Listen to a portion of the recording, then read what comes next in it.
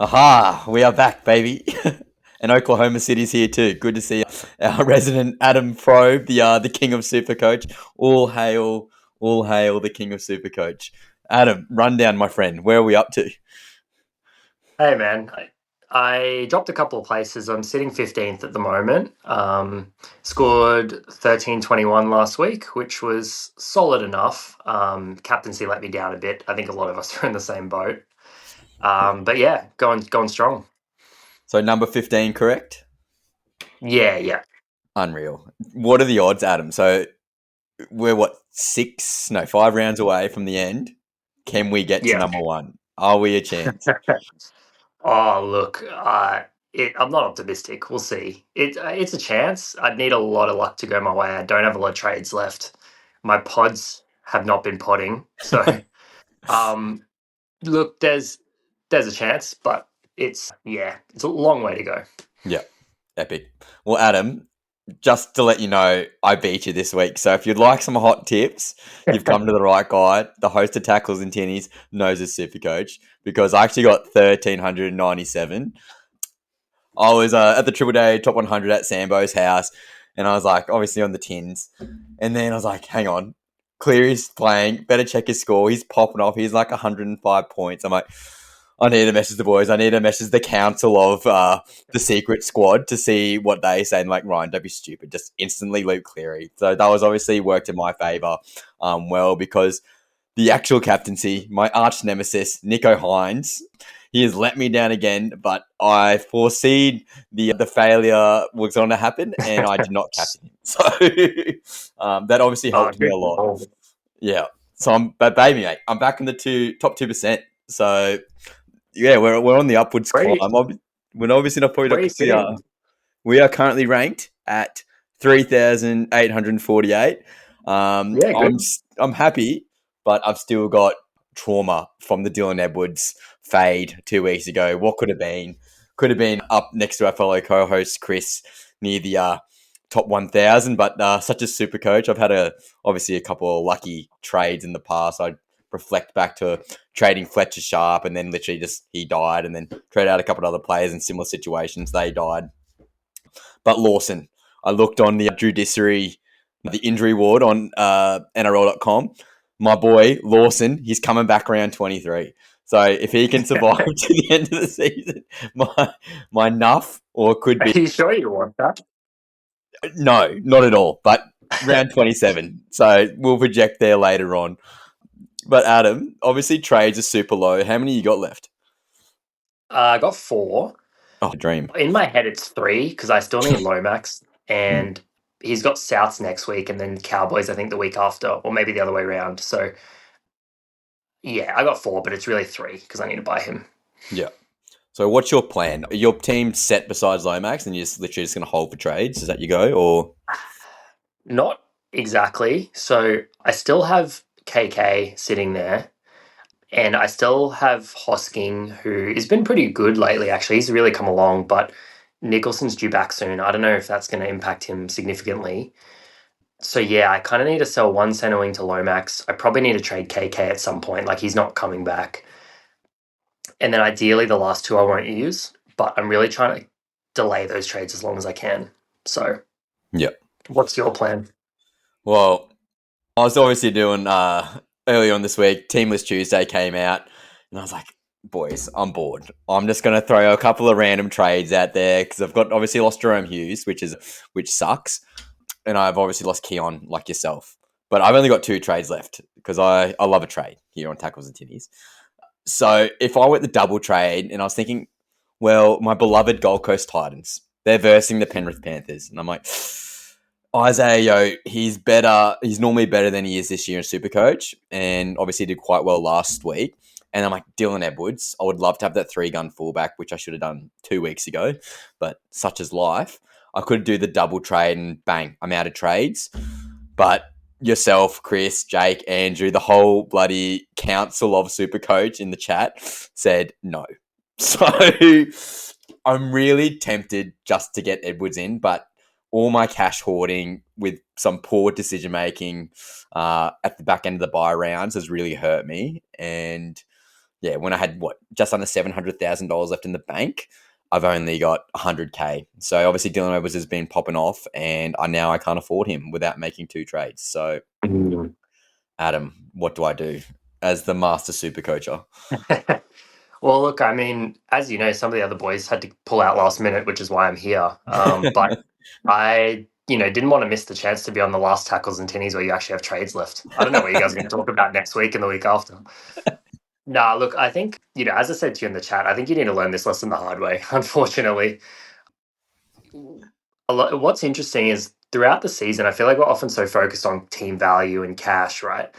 But if you run out of trades, it just wastes so much team value. Like, for example, like you've got Sandon Smith, right? And you're just stuck with him now because you don't have enough trades. And if you had the trade, you could nuff him and you'd free up like 300K. Mm, So it's like earlier in the year we might be like, oh, I'm going to make this trade, I'm going to free up I'm going to make 150K and then flip that guy. But now you've got like 250K locked up in a dude that isn't playing and you can't get rid of him. I've had that issue before too, where like I've run out of trades and I've had like two guys just dead on my bench. yeah, So it's definitely something to learn from and keep in mind next year. Like trades are worth a lot. Like 150K is not always enough. yeah, Look, for you, I would say burning two to get Edwards in is probably not the play. Like it's tough because his matchup this week and his matchup next week look really good. But I'd be getting in someone with one trade and keeping one spare because your forwards are pretty good, right? Like you don't really need yeah. Yo. It's like Tino's obviously going to come back probably the next 3 weeks, maybe 4 weeks, and Aaron Clark is not playable for me this week. So I've got enough guys there, but obviously with the Raiders by coming up soon, Yeah. Hudson Young and Zach Hosking are both going to be out for me. So depending with injuries, whatever, it's going to be an interesting time. Yeah. Might be I mean, you could just free loop that week, really, if you don't have any like real True. duds on your bench. And Tuaref's a pretty weak position this year. Like other than Yeah. Hudson, like even Eli Katoa's been really struggling. All these guys have gotten injured, which is why it's been really nice that Hosking's like gone back to a base lord, which has Yeah. been good. Yeah, like for you, I think you probably do need to trade Hughes. Like considering he's essentially in your flex and he's a fullback, like you probably need to get someone in. I'd be looking at like maybe Walsh, maybe Drinky, like grab one of those guys that is gonna, you can take Edwards on with him and they might do better. They might not, but I think that trade's just too valuable, the extra one. Yeah. What are your thoughts on swallowing my pride and going back to Pappenhausen? Nah, I don't like it. I don't like it. I think Pappy, he's always been a good Supercoach player, but his main issue is he's really injury prone, and he's had all these like just throughout his career injuries, and he's coming off a calf injury. He might not goal kick tonight. There's always a risk he just re-injures it. Like he's missed like 4 or 5 weeks with this thing that was meant to be a minor issue. He's probably going to have a bunch of strapping. Like I just wouldn't want any part of it. And also their draw's not very good. Yeah. Um, Hughes is out, which weakens them a little bit. I mean, I think as you said in our chat, maybe he'll do more because Hughes is out. But I just wouldn't be taking on Edwards, Walsh, Drinky, those types of Pappy at the moment. Yeah. No, that's fair. I've also been thinking I would love Drinkwater, and I can get him straight in, which is great. Very durable player, hardly ever injured. I'm touching every piece of wood I can find on my table. But the round 27 buy is a bit annoying, but there's obviously historical data with a lot of teams resting their gun players. So inevitably, the fullback for most top four teams, unless they're trying to secure a top four spot, are probably going to be rested. What are your thoughts on Drinkwater not playing round 27? So obviously that's going to lose a number, especially in a key position like that, compared to taking on a Yeah. player like Walsh, who might have the chance of playing. Yeah. I mean, for you with no trades, I would 100% say Walsh. Also, the matchup this week. I mean, you don't want to look too much at 1 week, but Drinky's away against the Sharks. They've been doing really well against fullbacks. Like they've kept Teddy quiet. Definitely. They kept Pappy quiet. It's also meant to rain all weekend in Sydney, including that day. So if it's been 3 days of pouring rain, it's going to be a heavy track. He's really relying on attacking stats. Like I'm honestly considering benching him, which sounds crazy. But, if he's got a bad matchup this week and he's missing round 27, that leaves like 4 rounds in between where you'd need him to do a lot of heavy lifting to be better than Walsh. And I think Walsh will play round 27. I don't think the Broncos are going to have the luxury of resting. Yep. They'll be pushing for top four, even fifth and sixth with the new final setup. Like being fifth is so much better than being seventh.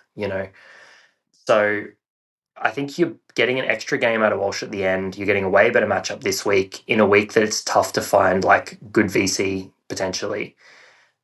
And he's more of a pod. I think if you want to jump from that 3K mark up to that 1K mark, like you're going to need some differences. Yep. So I'd be going with Walsh if I was you. I also do think this week Souths are very vulnerable. Mm. They just put up a really physical fight against the Sharks and hung in that game really tough. And now they've lost to Tola, they've lost Whiten, Yep. they're away, Broncos coming off a loss. Like it's all really set up for like a 30-40 situation. Yep. Yeah, I'd be all over Walsh for sure. I wish I could get him. I just don't have the trades. Yeah. He's just he's the head honcho of rocks and diamonds. He's the most infuriating player to watch. He could literally, I'm in this game probably a month, maybe 6 weeks ago.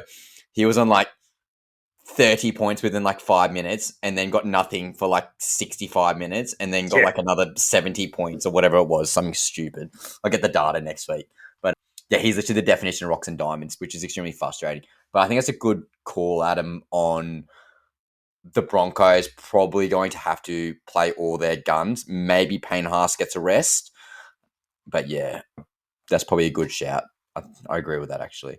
And Yeah. Walsh has that upside. And I did notice last week for the Broncos game, even with the tins underneath my belt, Reece Walsh did not have anything around his knee for the first week. His strapping's off. It's been a while since the injury. He's had a couple, he had that week off where he was 18th man for Queensland. He had the bye round 20, was it? Something like Yeah, that. something like that. Yeah. Yeah, so I think he's a good spot. The other thing with him, which I mean, you don't want to factor this in too much, but Reynolds pulls a hammy. He's suddenly goal kicking. Mm, And then he's like the best fullback in the game almost, yep. like, and not to say that you wish injury on anyone, but Reynolds has had a lot of injuries in his time. That's the sort of situation where you say, okay, like I'll get Walsh, he'll probably average like 70-ish, worst case. And best case, if I get lucky, Reynolds gets hurt, and then he's like a 90 plus average guy, and he just really like carries you home. Yep. Because I don't think the Broncos, I mean, Stags can goal kick a little bit, but it's pretty consistently been Walsh. So Yep. that's sort of you put yourself in a position to get lucky, I guess. Yeah, and I think the Reece Walsh goal kicking is a great call because if you recall from last week, Adam Reynolds ran the field and he scored the try and he's like, Walsh, I can't kick, man, I'm gassed. And actually Walsh took that kick, Yeah. so that's a great 3 + shout. 4. Yeah, Yeah. take the petty points in anywhere. I am worried about your time, Adam. So is there any guys for the people out there who actually have the luxury of having trades? Who would you recommend to get and maybe a pod that no one's really talking about or thinking about? If you can think of one top of your Yeah. head. Look, I mean, standard advice at this stage is if you have a strong 18, save the trade. I think most people that don't have Cleary need Cleary. Hughes goes down. So unlucky for owners. Like I was lucky I made that switch last week, which is just like complete fluke. But yeah, grab Cleary. Other than that, if you got a strong 18, just hold trades for now. There's been so much carnage. If anything, you probably want to be looking at over the next few weeks, like Lomax next week for anyone like me that doesn't own. Hudson Young's a good buy this week. You really want to just be targeting the out and out guns. Yep. The only exception to that is probably if you need a downgrade for those guns. And so there's a few interesting options. I would say in center wing, I bought Ronaldo last week and he did pretty well. He got like a 90. He's still like 450K. And the next 3 games are Cowboys, Dragons, Titans. So can't ask for much better than that. Yep. If you're looking in 2RF, Nicker is like 599K or something. Same draw, obviously, so he's a good option. Nana is really cheap, like 450. And we've seen him go on runs. I mean, you picked him up earlier in the year for that huge, like 140. Yep. Problem with him is that round 27 buy. So there's a few cheaper options around for people that are like need a downgrade. But yeah, I'd say just save trades where you can. Just stick to like the Cleary, Lomax must-have guns, Hudson, and pray for no carnage, basically. Literally. So for the people who don't have Herbie, and I know there's a couple of boys in our friendship group who don't have him, RIP. Um, would you recommend gutting your team for Herbie? Because I said last week, or 2 weeks ago maybe, Herbie's just an instant VC for me every single week if he's playing early on. Would you gut your team or Mhm. not? Look, yes, I probably would. It depends what gutting your team means, but their draw is just so good too. Like they've got some games that, and they need to win. You know, they're really on the borderline of the eight there, where like they can't just be chilling. They've got a Titans game in round 26. They got the Warriors this week who have really got an injury crisis. They've got a couple of like I think they have like a Broncos game, a Roosters game. You know, teams that aren't invincible. And then interestingly, round 27, they play the Raiders. And speaking of rests, like if they're like 4 points clear at the top of the table, if they rest half the team, it's at KO Stadium. So Raiders might not want to travel and tire out Yeah. their guys. If they have a day game at home against the B grade Raiders team in round 27, like he might be the captain option, you know. So I probably would, unfortunately, gut my team if I didn't have him. I'm glad I don't have to. But Yeah. Chris, when you're listening, I know you'll be listening. Just make it happen, man. Don't forget our boy Jake with I think one trade left. So good luck to my boy. How does the money man not have Herbie? Surely he's got so much cash lying around. Who knows, mate? He's head to head. Talking about head to head, mate. It's like getting juice in our local league too for Tribots. What's your tips for people who are on the bubble? So obviously we're talking about overall a lot here on this channel, but head to head finals are starting next week for a lot of leagues. What is your advice for the people on the bubble? There's definitely a couple of people out there listening to this podcast who are scrambling to get this win. What would you gut your team? Just or not gut your team? Would you make maybe those? Oh, I've got to make two trades, but then I'm out of trades to make those finals. Would you do it? Yeah, I mean, if you're in a cash league or if you're only playing head to head, like, I mean, you might as well. Depends what trades you're making, I guess. Like, I'd still try and bring in guys that can help you over like a 3-4 week finals period. Yeah, You know, there's no point bringing in guys that are good for 1 week and then they suck after that. But yeah, I mean, at the end of the day, like, if you're just on the edge of the finals, like, if you don't make finals, you're done. So yeah, you might as well have a crack. yeah. I haven't actually had a look at our league. Are you in finals? I should be. I'm currently coming third, but I can Oh, probably you'll be jump. sweet. Yeah, I'm sweet. No, actually, I'm fourth, but it's very, very tight in our league. So you're on 32 points, Andrew's on 30, so you guys are safe. But then third, which is Chris, I'm fourth, Jake's fifth, all the way down to, well, Paul could technically make it too, so he's on 22. But there is five guys on 26 or 24 points. So depending on the matchup this week, it could be one game you're out. So I'm pretty sure I'm safe, go off for and against in overall points, which helps a lot. But in draft, Adam, big week for us because we're versing each other. I lost Jahrome Hughes and I picked up Tamare Martin and Hugo Savala. So I've got some boys to choose from, but Tamare Martin starting at 5'8". So Yeah, yeah, you should he'll be be good. worried. You should be worried. I check draft maybe once a week. I set my team and I just forget about it. I'm up at 6 o'clock in the morning on Wednesday to get the free Scouring the agent. waivers. Yeah, because I'm at the bottom. I know you got to go shortly, Adam, but let's hear your VC and C's for the week. Yeah, yeah. Look, annoyingly, I was pretty set on Edwards VC and Nico Hines C. I think Sharks due a bounce back, such a good matchup. And I just get a bit nervous with Cleary's upside. Like this year, especially, like this last week, he's got 118, which is obviously awesome. But he had like 3 try assists, a line break, 2 line break assists. He's not going to get that much attack most weeks. So I was very happy with Edwards VC, Hines C. And then I had a look at my team and I realized I don't have any non-players that I can actually loop with. Like all Mm, my non-playing guys play before that game. So I'm glad I realized, but I've had to go back to the drawing board. So I'm going with your boy Herbie, VC. And then I think I'll just go see Cleary. It's a bit boring, but yeah. maybe just a week to play a straight bat, you know, a bit vanilla. What are you looking at?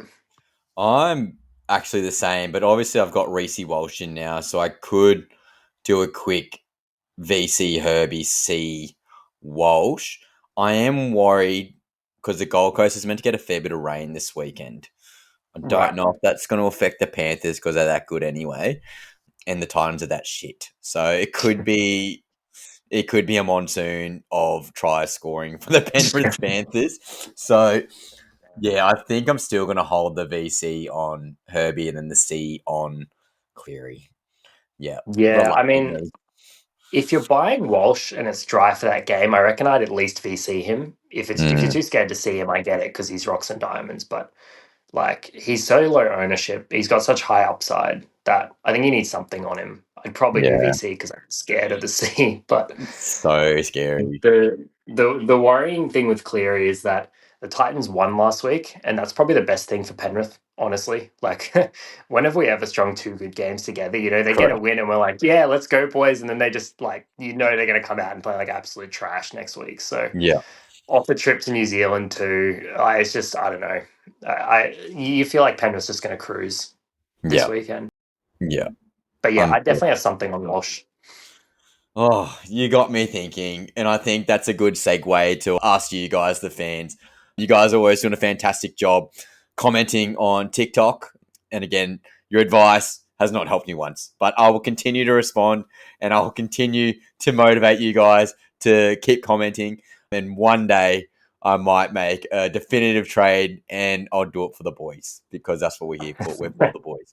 But guys, Surely the like us last on trade. Facebook, like us on Instagram, like us on TikTok, like us on YouTube. You name it, we're on it. We want those 5-star ratings on Spotify and Apple Podcasts. Like, share on YouTube. You know the drill. It's a bit of a shorter podcast today because the Jake's on call, Chris has gone rogue, Andrew's hosting some family event, and Adam's gone somewhere, probably to like the kingdom of the Super Coach Kings. I don't know, something they're good. Yeah. We appreciate you, Adam. Any last words, mate? Nah, it's good luck this week, everyone.